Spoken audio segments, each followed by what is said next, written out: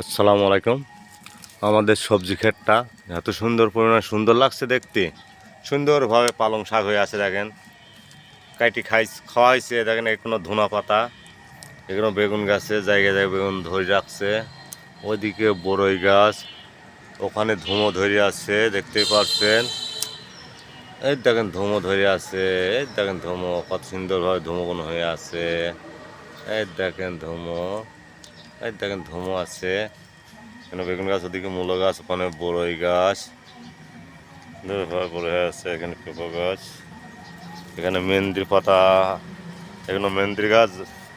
যাদের মেহেন্দি লাগবে তারা এই দেখেন লোকেশন দিয়ে দিলাম, এই জায়গায় আসবেন। সুন্দরভাবে আমাদের এখান থেকে মেহেন্দির পাতা নিয়ে যাবেন, সমস্যা নাই। খুব সুন্দর পাতা হয়ে আছে মেহেন্দি গাছটায়, এত পরিমাণে লাল হয়, প্রচুর পরিমাণে লাল হয়।